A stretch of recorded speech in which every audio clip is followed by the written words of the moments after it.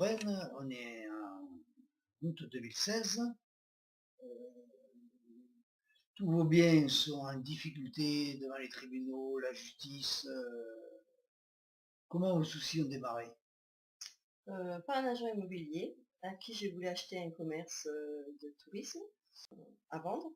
Et curieusement, il n'a rien vendu pour l'achat de cette résidence. Il m'a proposé un ami banquier et un prêt relais. En fait, vous étiez allé le voir pour vendre des biens. Et surtout pour acheter la résidence. Et à l'occasion de ce coup de cœur, je lui ai remis 2 biens en vente qui couvraient exactement la somme d'achat de cette résidence. D'accord. Donc vous avez conclu avec lui. Oui, Vous je lui avez... ai donné 2 mandats pour vendre mes 2 biens et nous avons signé l'acquisition pour la résidence. Voilà. Donc ça, c'était une résidence... de tourisme avec 8 villas tout équipées. J'ai acheté le fonds de commerce et les murs, la clientèle existante. Ça marchait très bien et la rentabilité était parfaite et les logements étaient tous occupés, loués d'avance. Et donc ça, cet achat, c'est avril 2008, c'est ça? C'est ça, exactement, oui, à avril 2008. Et donc ça a duré... 6 mois, plein, la clientèle qui existait depuis 10 ans. On a travaillé pendant 6 mois, très bien, parfaitement, sans aucun souci.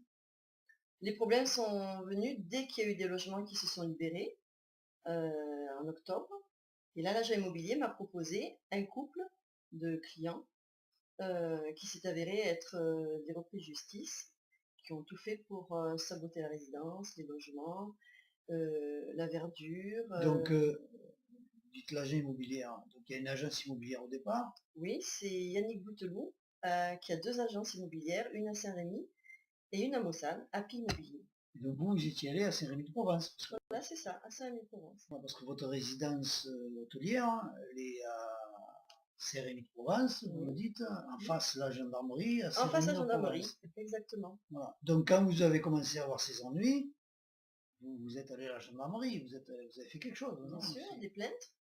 Et on m'a bien fait comprendre Et que ces plaintes contre qui? Contre... c'était Madame Rivero Johanna, son compagnon Bernardo Michael, qui avait des antécédents juridiques, je l'ai su par la suite. C'était quoi leur type d'antécédent juridique? Ah, je ne sais pas. Je ne sais pas. D'accord. Après, il y a monsieur le maire de Saint-Rémy qui m'a mis avec les Il deniers. s'appelle comment le maire en ce moment? Cherubini. D'accord. M'a mis Risa Alain, un repris de justice aussi. C'est Qui pareil, m'a menacé de mort. vous avez Donc su comment que c'est un repris de justice? il ne s'en cachait pas. Et ensuite, j'ai eu des menaces téléphoniques, tout enregistré, des menaces de mort, etc. Et des dégradations. Voilà. Donc vous pensez que on vous a mis dans cette résidence exprès des personnes pour abandonner le bien, Oui, laisser tomber. oui. Voilà. Lorsque Cerisa est parti, on m'a mis monsieur Ben Soussan qui avait des antécédents juridiques aussi. Mais sous sang, Patrick. Patrick, d'accord. Vous Voilà. m'avez dit Jacques à un moment donné. Jacques, il a 2 prénoms selon les procédures. D'accord. Et il y avait une autre personne aussi, vous Et il m'avez m'a dit? fait rentrer dans la résidence Duval-Thierry, qui est un repris de justice, qui a braqué une banque à Marseille. D'accord. Donc j'ai la preuve courrier qui est arrivé à la résidence, dans ma résidence, et qui, je le précise, est en face de la gendarmerie.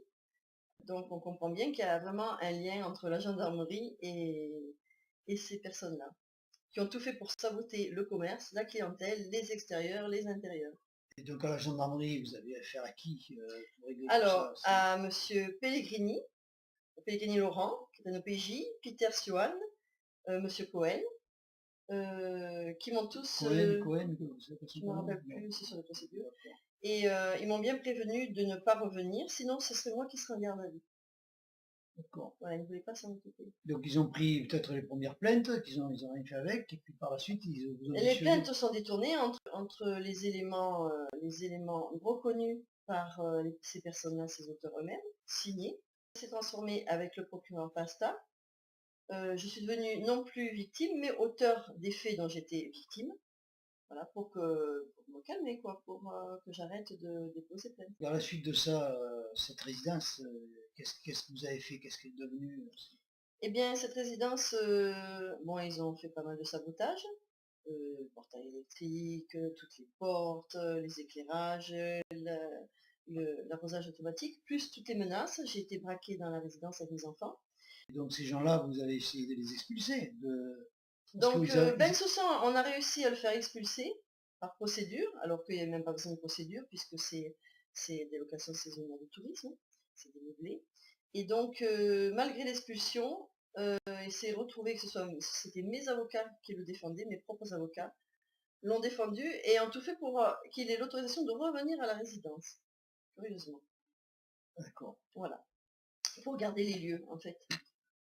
Et mes locataires, j'avais enfin un client qui avait un bail encore, un contrat de location, et ils ont fait des procédures pour le faire partir, curieusement. Ouais, donc vous là, à ce moment-là, vous ne maîtrisiez pas du tout ce qui se passait. On a essayé de tenir le commerce au maximum, et Ben Soussan nous a bien dit que c'était prévu d'avance.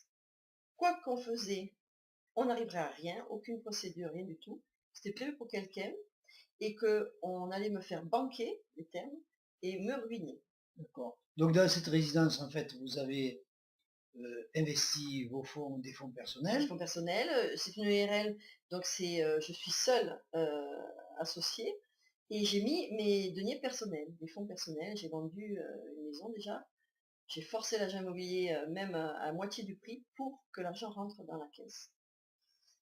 Voilà. Et donc derrière, vous aviez en garantie 2 maisons que vous aviez en cours de vente, d'après Voilà, ce que j'ai il compris. n'y avait aucun problème financier, puisque j'avais 2 biens qui couvraient l'achat, ou la clientèle existante qui représente 8 villas, c'est-à-dire par semaine, ça représente dans les 16 000 € par mois. Voilà. Donc vous aviez les garanties suffisantes quand vous avez Il n'y acheté avait aucun problème. largement Donc au-delà ce qu'ils ont essayé de faire, c'est me faire peur.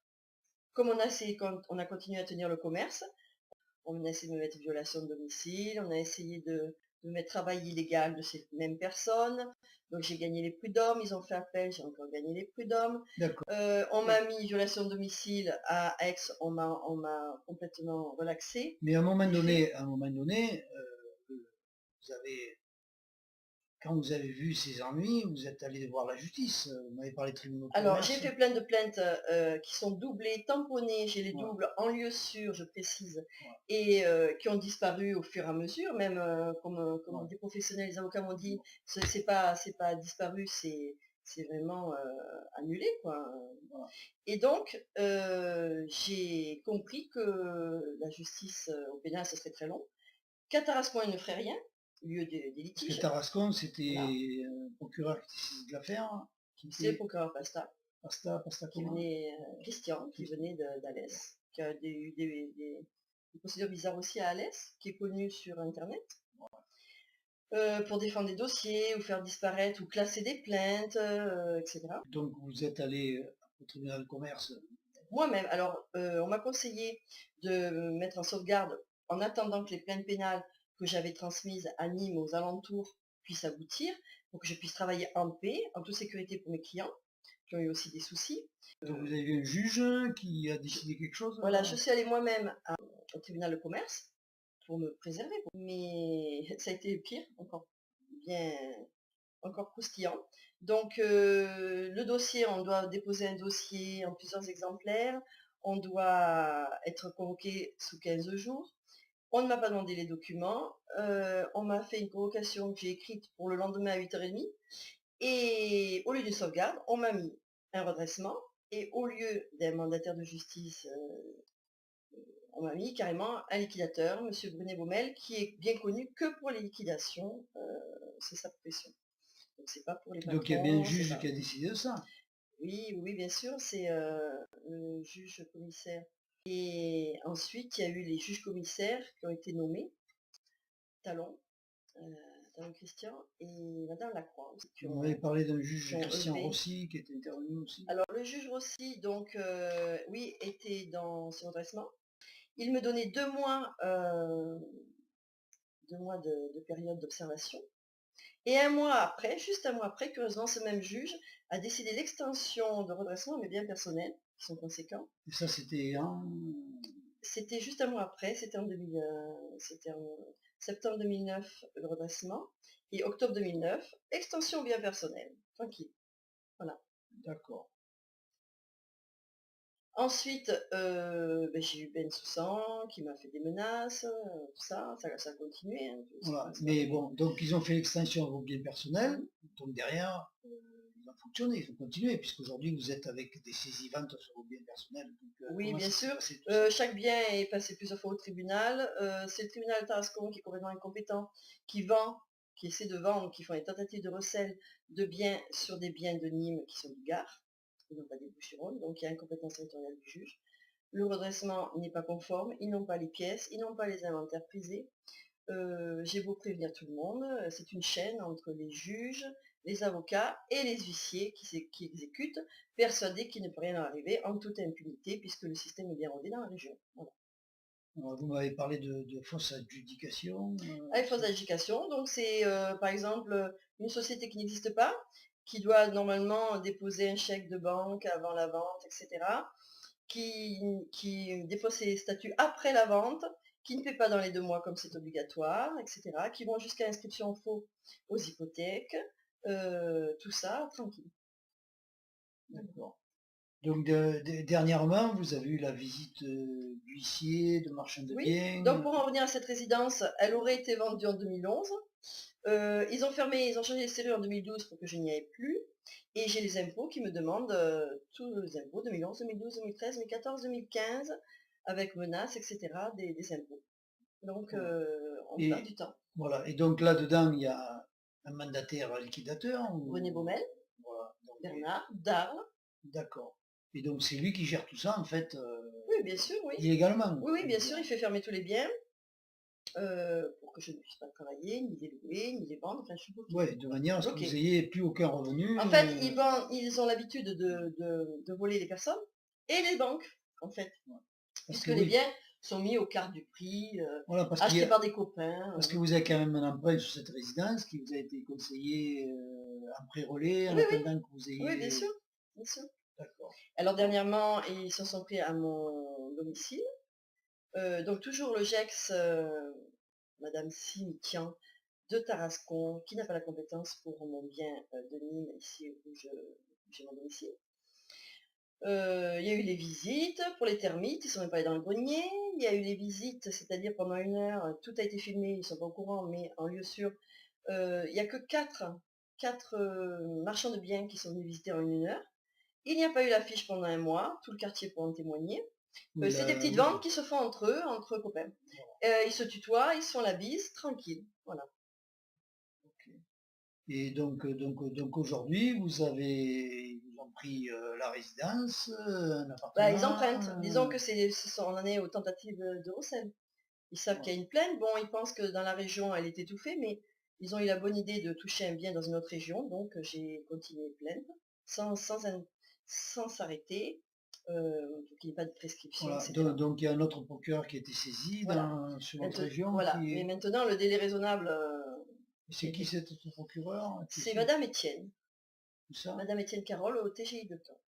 D'accord. Qui elle, donc, a tout le dossier de cette affaire-là aussi. Bien sûr, puisque ils en sont à espérer tenter le recel de ma propriété familiale du côté de mon père. Et comme maman est usufruitière, ils osent dire que selon tel article, lorsque le bien par l'usufruitier est abandonné ou n'est pas là, donc ils ont le droit d'annuler l'usufruit, ce qui est complètement ce qui suit le cours D'accord. d'escroquerie, quoi. D'accord. Donc aujourd'hui, vous avez plus de revenus et Alors, plus vous de êtes revenus. poursuivi de tous les côtés, quoi. Ils m'ont fait une procédure d'interdiction de gérer pendant 10 ans, mise sur le casier judiciaire à une mauvaise adresse que je n'ai jamais reçue, donc ce jugement n'existe pas, bien évidemment. Je n'ai jamais eu ni convocation, ni conclusion. J'ai les preuves que pendant ces 6 mois de procédure, ils m'ont écrit, le tribunal de commerce m'a écrit et le procureur m'ont écrit à ma bonne adresse. Et entre-temps, à chaque fois que c'était sur cette procédure, c'était à une très vieille adresse qui n'a jamais apparu dans les procédures. Donc ça fait partie des fausses convocations, de mauvaises adresses, en retard, etc. Donc aujourd'hui, vous multipliez les procédures Ah oui, je maintiens les avec aucun procédures. résultat, quoi. Je sais très bien que ça sert à rien, parce que des procédures, ce ne sont pas des vraies procédures. Donc il n'y a que le faux, l'usage de faux, il y a une procédure pénale. Quand un jugement est targué de faux, il est nul. Oui, mais en attendant, il n'y a aucun En attendant, procureur, aucun juge qui voilà, avance en réellement attendant, dans il cette faut affaire. qu'une personne Voilà. dise, voilà, ces papiers sont faux, nuls. Donc vous attendez de la Nullité. justice. Voilà, j'attends de la justice qu'elle fasse son devoir, son travail D'accord. correctement. Et donc là, vous faites cette vidéo pour la publier sur internet. Pour témoigner, pour que tout le monde se retrouve. J'ai retrouvé pas mal de personnes sur internet qui sont victimes des mêmes tribunaux, mêmes personnes, mêmes avocats, mêmes huissiers. Et donc vous avez aussi un site internet qui Site détaille tout internet, ça. oui bien sûr, c'est justice-du-8 corrompu.net. D'accord. Bien, mais il faut espérer que cette affaire avance. Malheureusement, il y en a beaucoup d'autres. Oui, je ne suis pas seule sur ce même système.